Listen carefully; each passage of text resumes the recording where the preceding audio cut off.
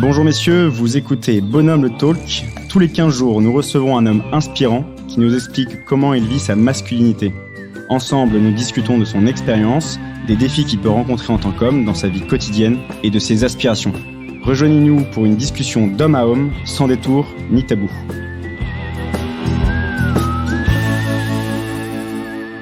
Et aujourd'hui, nous accueillons Pierre Durieux. Bonjour Pierre. Salut Amaury, bonjour à tous les amis auditeurs. Trop bien. Bienvenue dans le podcast Bonhomme le Talk.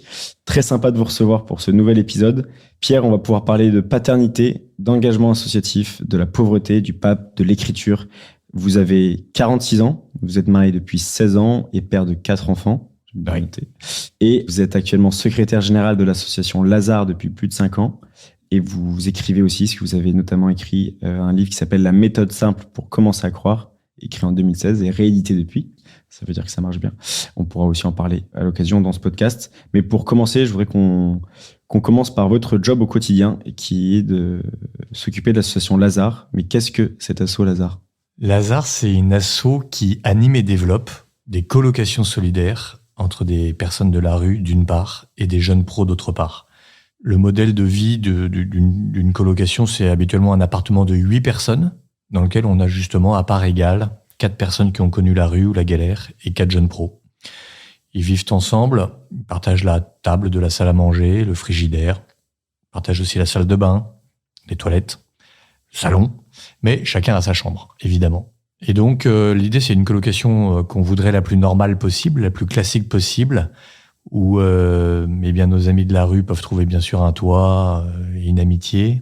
Mais pour les jeunes pros qui s'y engagent, c'est le lieu aussi souvent d'une construction ou d'une reconstruction, d'un enrichissement qu'on espère mutuel, et pour chacun de vivre une rencontre qui habituellement n'aurait jamais eu lieu, parce que quand on a fait HEC, c'est quand même pas très banal de s'installer avec Jean-Claude qui a 20 ans de rue, de vivre cette rencontre en profondeur, si possible de nouer des relations d'amitié, parce qu'on croit que c'est ces relations d'amitié qui permettent aux personnes d'avancer dans la vie et en particulier de se reconstruire. Voilà un peu le modèle principal de Lazare. Et donc, on a 12 maisons en France, 4 à l'étranger. Et chacune de ces maisons, c'est 1, 2, 3 appartements dont je viens de parler. Donc, des maisons de 10 à 40 personnes, suivant les cas. Et est-ce que ça aide à rendre... Enfin, il y a un peu toujours ce sentiment d'impuissance quand on voit des sans-abri dans la rue où, en fait, on peut aller acheter un truc à bouffer dans le magasin à côté, donner une pièce, un billet ou s'arrêter de parler 5 minutes. Mais là, c'est un peu passé à l'étape d'après où même si la lutte contre la pauvreté est une lutte peut-être éternelle et qui sera là de tout temps, mais de pouvoir répondre un peu à ce sentiment d'impuissance qu'on a, de se dire, ok, on crée quand même un endroit, on peut vivre avec eux. Et ça répond un peu à une impuissance qu'on a face à la pauvreté. Ouais. C'est sûr que si on regarde les chiffres, je crois qu'on parle de 140 000 personnes objectivement, explicitement à la rue. On peut être écrasé. Ouais. Et puis Lazare, ça reste une toute petite réalité. Et je pense que c'est pas une bonne manière d'avancer parce qu'effectivement, dans ce cas-là, on fait rien. Je me souviens, et moi, j'ai comme devise un peu intérieure cette phrase de Ozanam qui dit « Cherche pas à être l'ami des pauvres. En fait, tu y arriveras pas. Commence par être l'ami d'un pauvre. » Alors là, évidemment, ça permet de mettre le pied à l'étrier. Alors, dans toutes les choses que vous avez dites, c'est un très bon début. Faire une maraude, s'arrêter, prendre un temps avec une personne en galère, c'est toujours utile. Même si, apparemment, on a le sentiment de se dire « j'ai pas fait assez » ou peut-être ça sert à rien. Mais en fait, c'est une première étape qui nous met en chemin. Et je me souviens d'un jeune pro qui disait ça, qui disait en fait, moi j'aimais beaucoup faire des maraudes, mais à la fin des fins, ça me laissait une insatisfaction parce que je laissais les personnes dans leur merde. Et en fait, quand je me suis installé dans une coloc solidaire, quand j'ai pu accueillir l'une de ces personnes dans sa chambre, je me suis dit ça y est, cette fois-ci on va rester ensemble, quoi. Alors voilà, mais c'est un peu, c'était un peu pour lui en tout cas. La dernière étape d'un cheminement. Certains arrivent à Lazare sans n'avoir jamais fait de maraude ou sans n'avoir jamais eu de relation avec des personnes de la rue. Et ça marche très bien aussi. Mais c'est vrai que j'aime beaucoup pour cette même raison Hiver solidaire, par exemple, qui permet à des personnes de passer une soirée ou une nuit ou un petit déjeuner avec des personnes en galère. Et puis de se dire, en fait, c'est possible. Et puis non seulement c'est possible, mais ça fait du bien. Et puis en fait, ça m'apporte même de la joie. Et puis en fait, j'ai envie de continuer.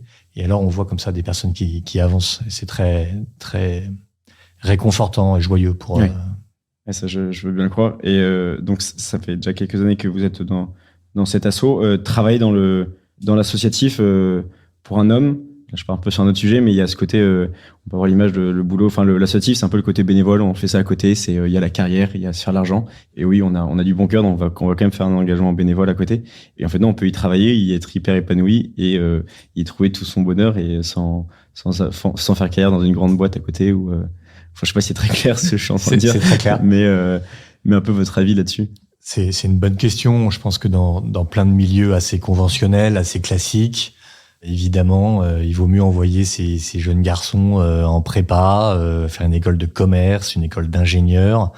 Et pendant ce temps-là, pour moi, c'est vrai que c'est un peu dommage parce que on a perdu, pardon de le dire ici, c'est pas forcément le sujet, mais l'amour des lettres. En fait, je me souviens d'un dominicain qui disait « Mais où sont les Bernanos d'aujourd'hui ? Ne les cherchez plus, ils sont partis tous en école de commerce. » Bon, et il y a quelque chose qui est un peu dramatique, hein, c'est vrai. C'est vrai aussi un peu du milieu associatif, où le milieu associatif a été souvent perçu un peu comme un choix par défaut, pour un choix, ou alors pour des gens qui seraient en période de reconversion, ou un choix plutôt féminin pour des mères de famille qui auraient peut-être moins besoin de ressources. Enfin bon, c'est vrai que cette image-là, elle a collé longtemps au secteur associatif. Or, en fait, moi, je suis heureux de constater qu'il y a quand même plein d'hommes qui, aujourd'hui, s'y engagent, s'y épanouissent avec des vraies compétences.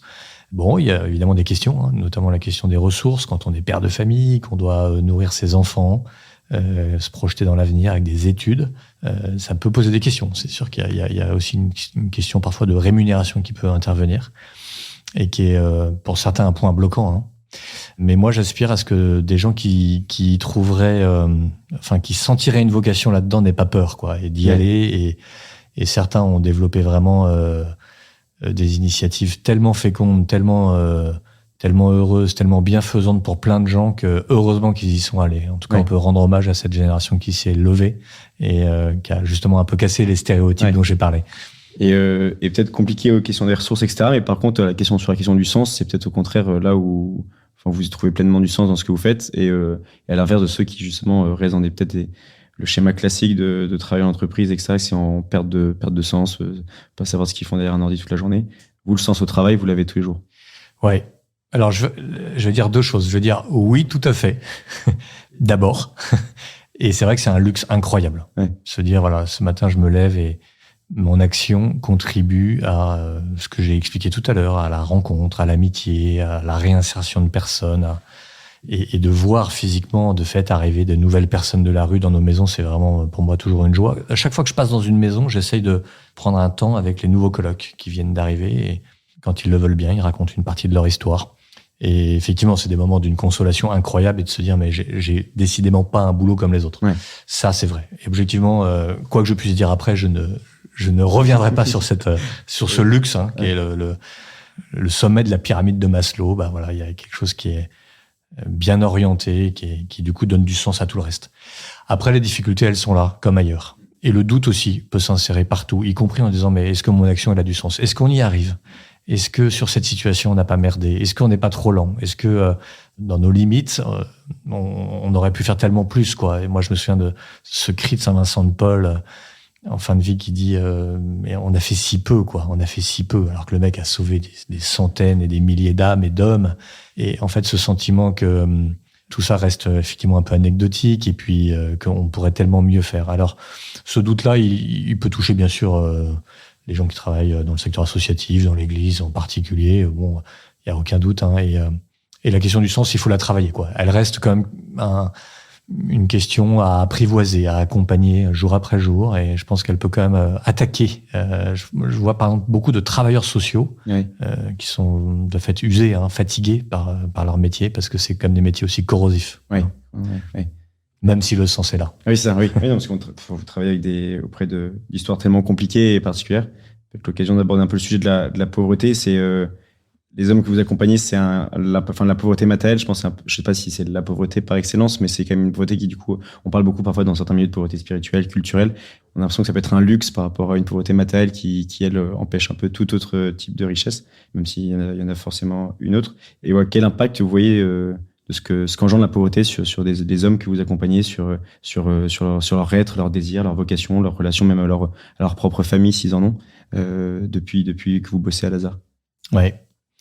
Je me souviens d'une de nos colocs bien connue à Lazare qui s'appelle Freddy et qui dit la rue, ça peut arriver à tout le monde. C'est une phrase qui est vraie en ce sens que quand on écoute nos colocs, beaucoup d'entre eux, les colocs de la rue, ont eu pour une part une vie assez classique. Moi, je me souviens par exemple d'un coloc qui était très fier de me dire qu'il avait été consultant à Paris et que après il avait expliqué sa dégringolade, mais c'est vrai que il avait une vie apparemment assez classique et donc il était très content de me parler de son ancienne agence, etc.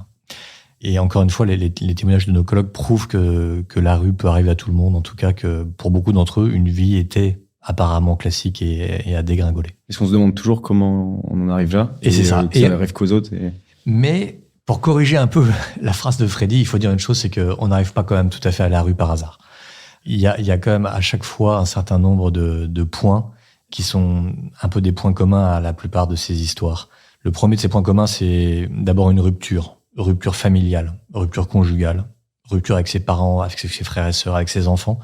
En fait, si je tombe dans la rue, c'est qu'à un moment donné, j'ai plus aucune solidarité naturelle qui tient. Donc, au moment où vous, Amaury, vous auriez peut-être un problème dans 2 ans, peut-être vous sauriez appeler un frère, un père, un cousin. Et ben, la personne de la rue, elle a pu ce moyen d'avoir un premier secours. Donc ça, c'est le point commun à la plupart de nos colocs. Et on y reviendra parce que ça touche justement à la masculinité, à la paternité. Et puis le deuxième point commun qui se rajoute presque toujours, ou bien l'addiction, et bien sûr la place de l'alcool dans la rue, même si il faut pas avoir d'idées trop préconscience de même, il y a quand même une part non négligeable de nos colocs qui est concernée ou qui a été concernée par cette addiction. Et puis la question des troubles psy. Et donc en fait, si j'en crois un sondage, 85% des personnes qui sont dans la rue aujourd'hui ont grandi en l'absence de père. Ça, c'est par exemple un des autres points communs. Ça veut pas dire que quand vous croisez quelqu'un dans la rue, il faut l'interroger tout de suite sur ce père qu'il n'a pas eu, ce qui serait un peu violent. Oui. Mais en fait, avoir ça en tête que très souvent, ce destin dégringole, patine et même s'enlise dans une misère incroyable. D'abord peut-être en raison d'une absence de repères, du fait de l'absence de père. Voilà. Et donc du coup, quand les personnes arrivent à Lazare, elles vont trouver, on l'a dit, un toit, une table, de l'amitié. Elles vont trouver aussi une famille qui est responsable de la maison et dont le père de famille va être une figure paternelle pour toute la maison. Bon, on va pas, il faut pas surinvestir la relation et l'affiliation. On va pas adopter le coloc et puis c'est pas vraiment un papa, mais il incarne ce rôle de père de famille. Et là où les repères ont manqué, il va pouvoir en redonner. Et c'est pour moi hyper beau de voir que des colocs qui justement ont grandi sans père vont retrouver et parfois se confronter et se friter avec le père de famille qui est là et qui est le responsable de la maison, et vont même, pour une part, quand c'est possible, devenir un peu des pères ou des grands frères pour la maison. C'est-à-dire que les années, les mois, les années vont passer, et on a beaucoup de colocs, je pense à Philippe, à Lille, qui est devenu même un peu un formateur pour les autres. Et quand on ouvre une maison, même on lui a déjà demandé d'aller aider à l'ouverture de la maison pour former un peu les autres. Voilà. Alors il devient un peu à son tour une figure paternelle et ça lui rend une dignité de dingue. Philippe, c'est l'exemple d'un gars qui est à la retraite, donc il n'y a plus de question de boulot pour lui. Pour l'instant, il dit qu'il est à Lazare et qu'il y est bien et qu'il veut y rester. Et donc du coup, il a un peu ce rôle de grand frère, de père, et je pense que c'est vraiment une revanche sur la vie, quoi, après tant d'errance et de souffrance. Et puis à la fin des fins, et pour moi c'est la toute dernière étape un peu de cette réinsertion, c'est quand le coloc en question peut, quand c'est possible, retrouver un lien avec sa propre famille, et en particulier parfois son propre père ou ses propres enfants. Et en fait, c'est plus facile. Quand je suis dans la rue, je peux pas reprendre contact avec mon fils parce que j'ai honte. Je vais pas dire à mon fils que je suis dehors. On a plein de colocs qui ne veulent pas, par exemple, apparaître dans les médias parce qu'ils se disent, mais moi, si je suis filmé et que mon fils me voit, la honte, quoi. Bon, et on comprend. Mais quand les années ont passé et que j'ai retrouvé finalement, mon équilibre, ma confiance en moi, etc., il y a toujours un moment où le coloc dit, je crois que je suis prêt. Je vais rappeler un tel. Alors là, en fait, mon expérience, c'est que quand la personne fait ça, très vite après, elle va quitter Lazare. C'est qu'elle est presque prête à voler de ses propres ailes et à se dire, maintenant, je peux reprendre contact.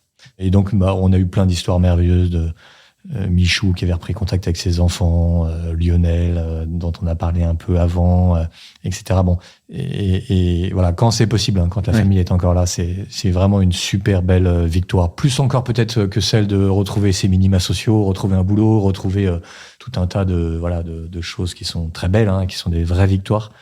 Mais alors la reprise de contact avec la famille, c'est pour moi quasiment le dernier degré de la réinsertion. Est-ce que ce que vous disiez, c'est qu'ils ont retrouvé dans ce cas le lien ces liens qu'ils avaient plus et qui, du coup, ont engendré peut-être ce passage à la rue, ces liens de famille. Et ce que vous disiez, c'est que du coup, chez Lazare, on n'a pas ce côté où c'est les colocs un peu insérés, les jeunes actifs qui prennent soin des sans-abri. C'est mutuel. Et vous avez fait une campagne là, sur 30 millions d'actifs où vous avez un peu retourné les codes de la start-up, où finalement c'est les jeunes actifs qui ont besoin d'aide et les sans-abri qui prennent soin d'eux. C'était pour dire quoi, ça? C'est quel message un peu passé aux jeunes actifs d'aujourd'hui ou aux jeunes start-upers? En fait, ça s'incarne dans quelque chose qui est expérimenté dans nos colloques. C'est que les jeunes pros qui s'engagent à Lazare, ils viennent souvent avec l'idée de servir. Et c'est vrai, dans une posture, on pourrait dire, de bon samaritain. Moi, genre, je vais vivre à Lazare et c'est quand même chouette, je vais aider des pauvres, quoi. Ouais. Mais objectivement, c'est louable, hein. Enfin, bravo.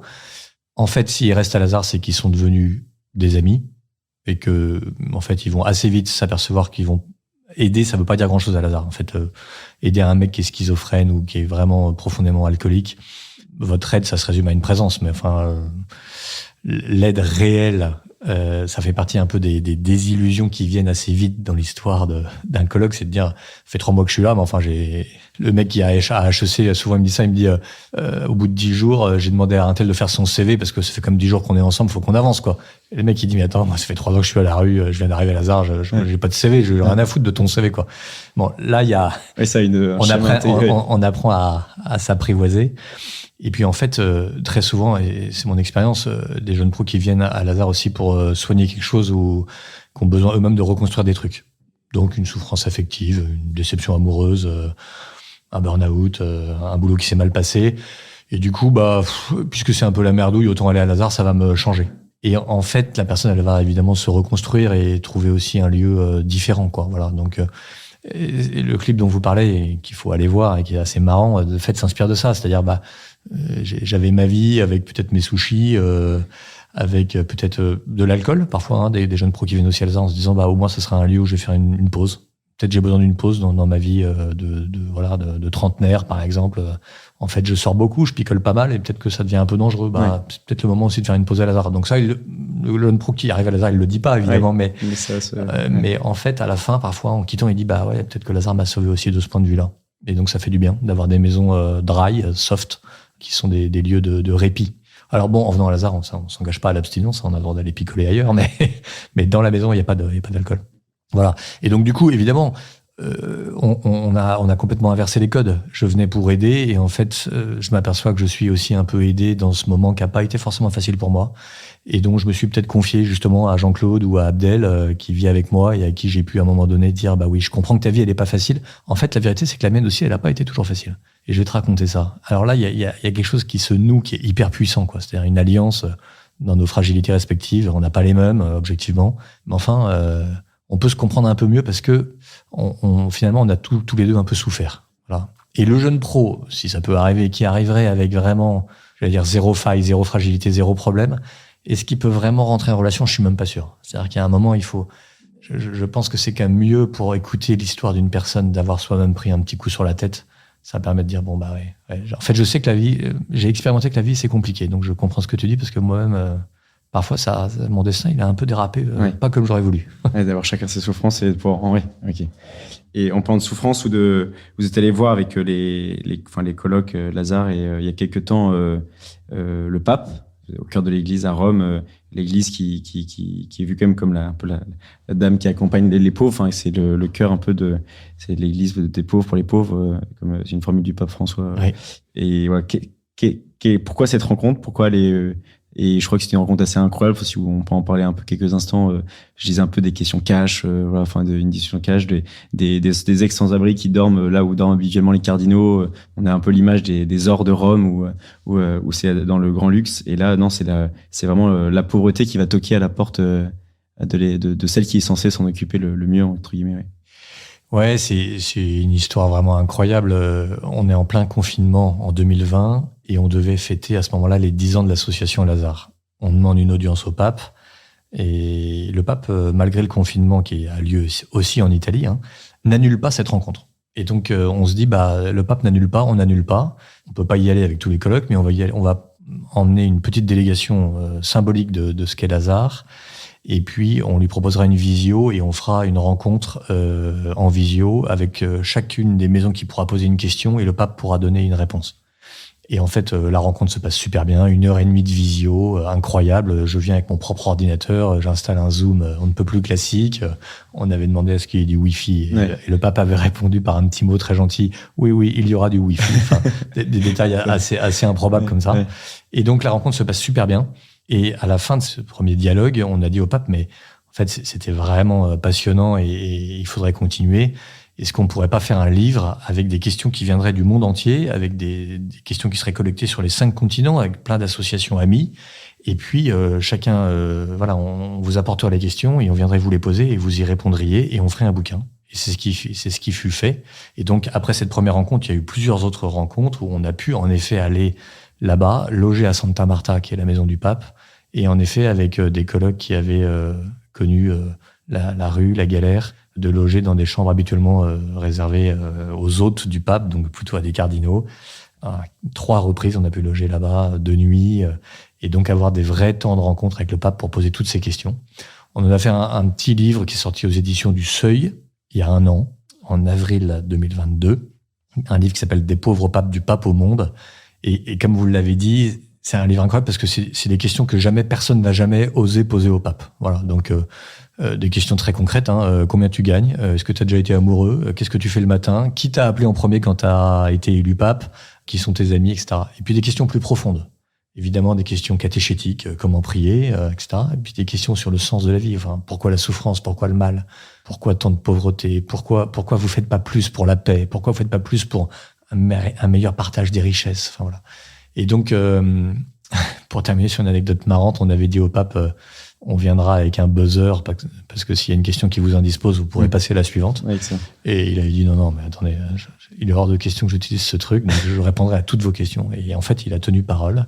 Parfois, il est assez cash, le pape. Ouais. Il a dit non, là j'ai déjà répondu à cette question. Ouais, donc on sentait qu'il fallait pas aller revenir. Mais il a répondu vraiment à tout, parfois juste par oui ou par non. Très très étonnamment, une réponse du pape qui fait oui. Question suivante. et parfois, au contraire, des très longs développements avec des anecdotes très personnelles sur son enfance, sur son propre père. Enfin, voilà. Donc je le dis aussi avec plaisir parce que je constate qu'en France, peut-être ailleurs, bien souvent, le pape est pas très aimé, pas très connu aussi, un peu incompris sur plein de décisions. Et je peux comprendre qu'il y ait de l'incompréhension, mais c'est une bonne manière de le redécouvrir, de rentrer un peu dans le cœur du bonhomme, dans ses entrailles, dans ce qu'il pense pour l'Église, dans ce qu'il espère pour l'Église.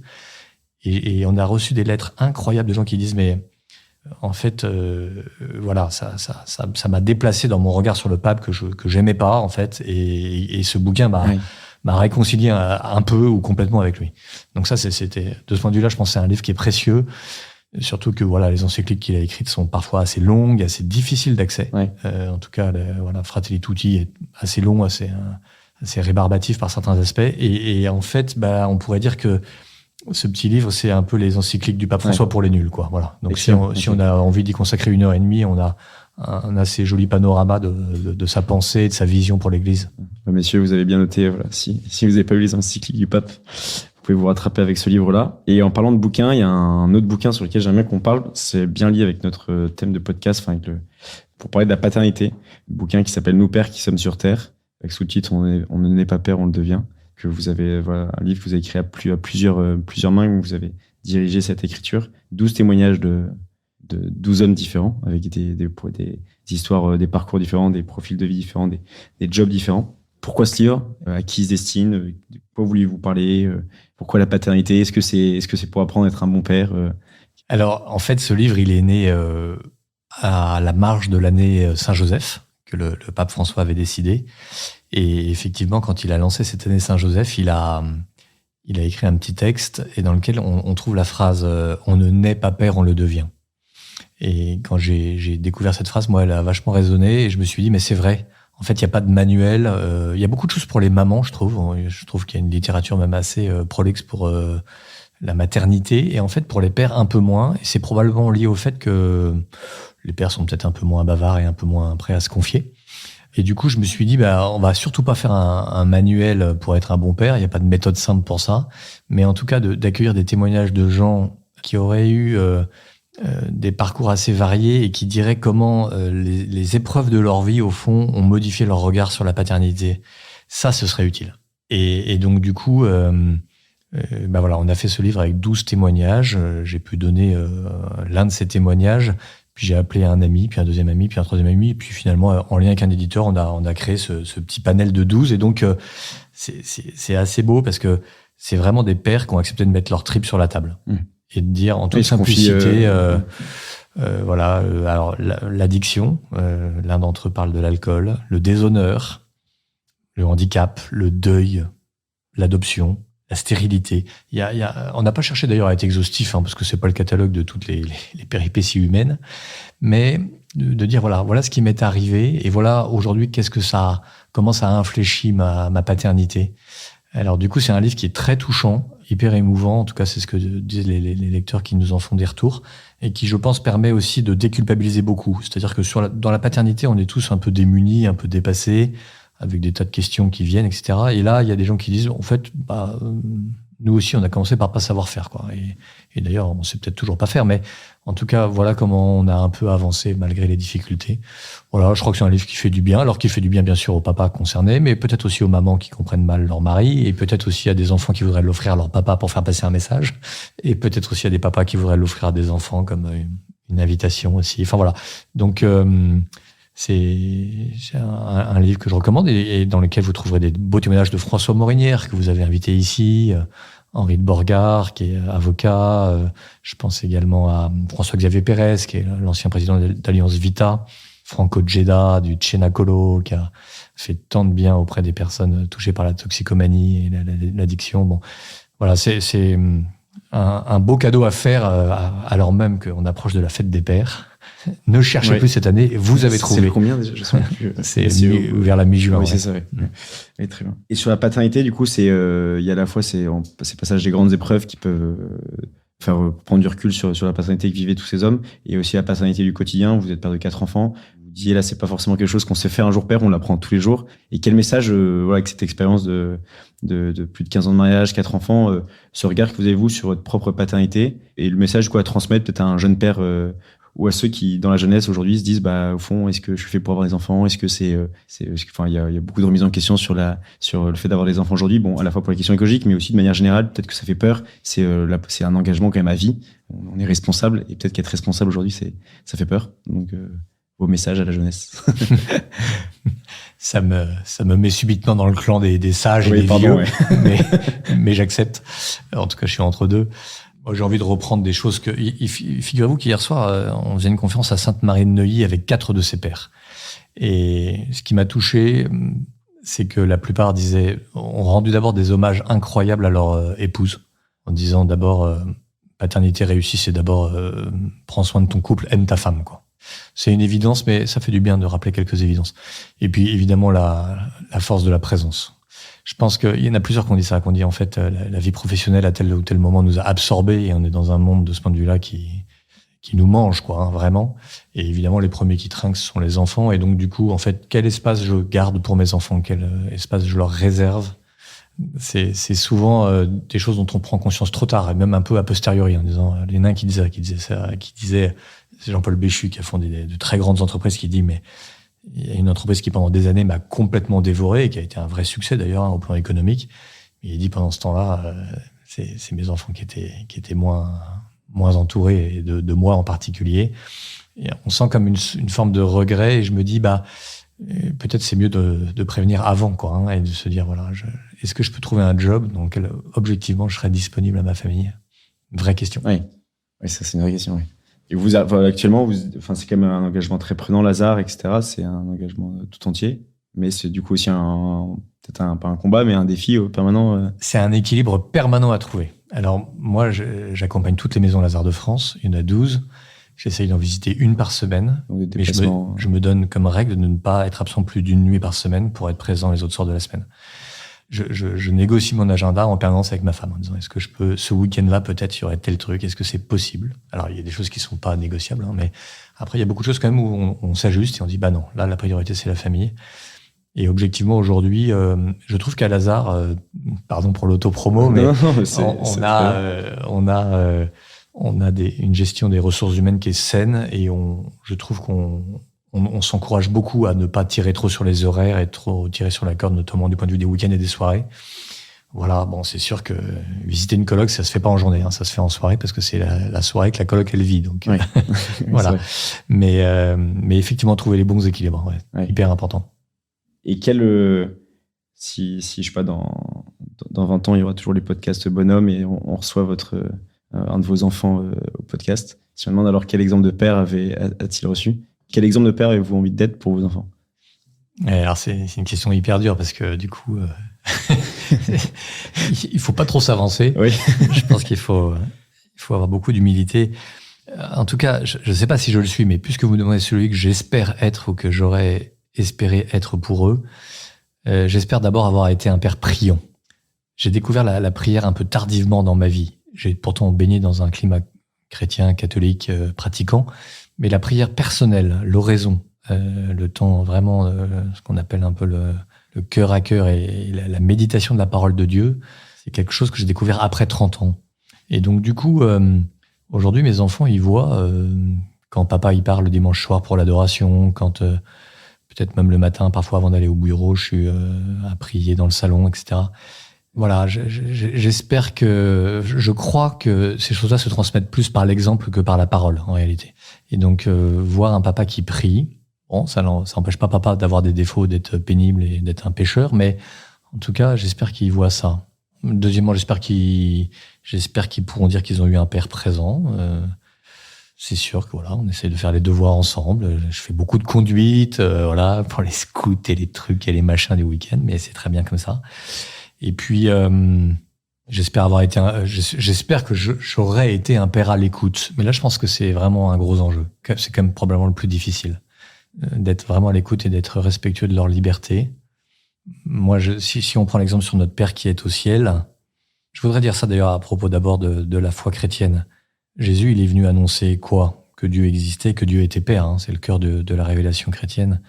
Du coup, bah voilà, on a un peu un modèle. Alors comment Dieu le Père est Père avec nous, et comment nous on doit du coup par conséquent être Père avec nos enfants. Bah Père le Père du ciel, il nous laisse profondément libres, et je crois qu'il est toujours disponible pour peu qu'on veuille le rencontrer. Voilà. Peut-être que ça, c'est deux axes qui seraient pour moi une source d'inspiration en disant bah est-ce que je suis toujours disponible quand mes enfants veulent me rencontrer, et est-ce que vraiment je les laisse libres. Bon, après avoir dit pourquoi pas ma vérité, ce que je crois être bon. Et Dieu aussi, il nous a donné des indications, hein, clairement. Et puis le décalogue, et puis l'évangile, et puis toute la tradition de l'Église qui vient éclairer tout ça. Donc Dieu prend la parole, il s'engage, et puis après il laisse libre. Voilà, ça, je trouve que c'est un bon modèle pour nous d'oser une parole de père, et puis après de dire bon, je t'ai dit, et maintenant ta vie t'appartient. Oui, c'est dur. Oui. Est-ce qu'on arrive, quand on est père, à se souvenir de l'enfant soi-même qu'on était, et de la vision qu'on avait du père, ou du besoin qu'on avait du père, et de se rappeler que... Alors ça c'est très intéressant, Amaury, parce que c'est exactement, je trouve, au cœur de tous les chapitres du bouquin dont on a parlé. En fait, ou bien on a eu un père qui était en gros un bon modèle, et on cherche à reproduire le bon modèle. Et l'un de ses pères, François-Xavier Pérez, dit ça, il dit moi j'ai eu un père qui était tellement bon que ça a été jamais compliqué de croire que Dieu était bon, parce que c'était l'intermédiaire évident pour penser que Dieu devait vraiment être décidément très bon, tellement mon père était bon. Bon, ça c'est quand ça se passe bien. Et puis il y a tous les pères qui disent moi mon père m'a maltraité, a été absent, mon père s'est suicidé. Il y en a un qui témoigne de ça. Bon, alors là, comment croire à un Dieu bon quand mon père a été une si piètre image, une si piètre figure de père? Alors ça, c'est sûr que nos paternités, elles s'exercent évidemment au regard de cet enfant qu'on a été. Et donc du coup, là, je pense qu'il y a tout un travail de relecture assez indispensable pour dire, ça, j'ai envie de l'emprunter à papa parce qu'il a été formidable là-dessus, mais je veux jamais être ce père-là parce qu'au contraire, ça a été terrible. Voilà. Et je repense aussi à cette phrase d'Élie de Saint-Marc. Au soir de sa vie, il disait J'espère que je n'aurai pas à rougir si je croisais l'enfant que j'étais. J'espère que l'enfant que j'étais ne rougira pas quand il rencontrera la figure que je suis devenue. Voilà. Et de fait, je pense que c'est important. La question que vous posez, elle est belle parce qu'elle me fait penser à ça, ne pas avoir à rougir devant ses propres enfants et peut-être devant l'enfant aussi qui est resté dans mon petit cœur, l'enfant que j'étais.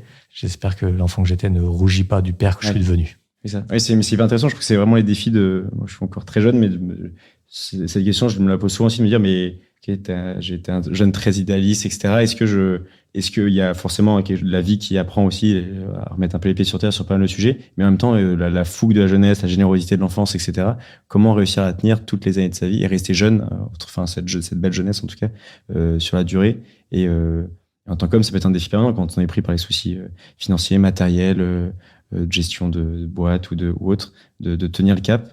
Parce que vous, c'est des choses qui vous, au quotidien, vous dites, OK, comment je reste vraiment un homme généreux, un homme plein de saine ambition, mais de joie, de générosité, comme peut l'être un jeune garçon de 20 ans. Et à 46 ans, comment on reste un peu jeune dans sa tête, dans sa tête. Le mot qui me vient, c'est le mot de liberté.